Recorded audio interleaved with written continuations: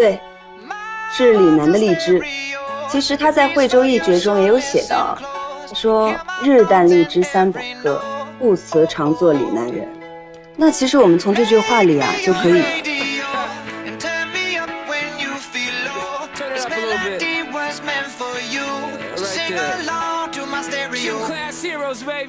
If I was just another dusty record on the shelf, would you blow me off and play me like everybody else? If I asked you to scratch my back, could you manage that? Like if we had chicken Travie, I can handle that. Furthermore, I apologize for any skipping tracks. This is the last girl that played me left a couple cracks. I used to, now I'm over that. Cause holding grudges over love is ancient artifacts. If I could only find a note to make you understand, I sing it softly in your ear and grab you by the hand. 小时候读宋词选，我非常喜欢苏轼的有句：人生如日，我欲似思念。